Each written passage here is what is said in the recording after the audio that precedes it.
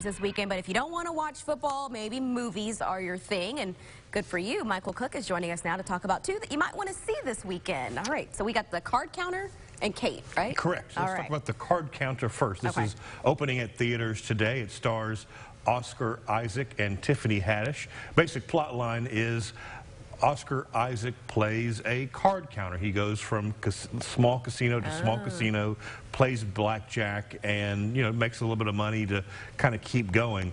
He meets Tiffany Haddish, who is kind of a poker manager. She has a stable of poker players where she fronts the money so they can enter the tournaments, and then they split the winnings. As the movie goes on, we learn more about Oscar Isaac, and he's more than just a card player traveling across the U.S.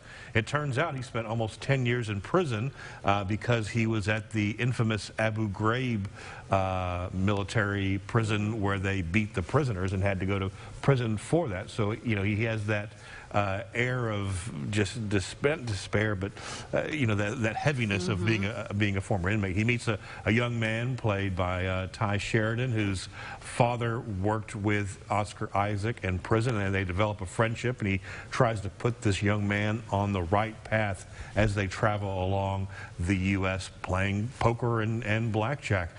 The plot sounds interesting. It does, yeah. The movie is not. Oh, no. I knew there was a but coming. There's always a but. Yeah. I love Tiffany Haddish and Oscar Isaac. Great, But they're both fantastic actors. But this is just a boring, slow film that, it's the kind of movie that if it was on streaming, after about 20-25 minutes, you'd probably turn it off. But this, ironically, this is the kind of movie that some critics rave about, but the average moviegoer would just find boring and bland. I didn't enjoy this movie at all. I do not recommend it, which is why I give it a 5.5 out of 10. Did you make it through the movie, though? I had to. This is you had no choice. This is the job. Yeah, exactly. Otherwise, I probably would not have. All right. And it's in theaters now. Now, the next movie to talk about is called Kate. This is opening today on Netflix.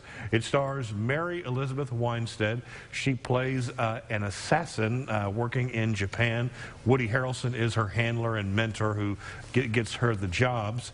At the beginning of the film, she's basically killing the bad guys for money, and we discover that she's been poisoned with some kind of radioactive element, and she only has 24 hours to live. There's no cure. So she sets off on a revenge plot to find out who poisoned her and why.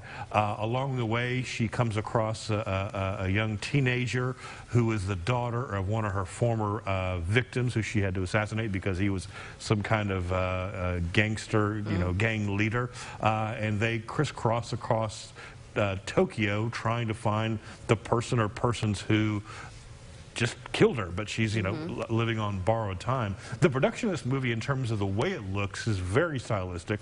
Kind of has throwbacks and callbacks to the John Wick movie. It's very violent. Let me go ahead and forewarn you. A lot of gory, death scenes.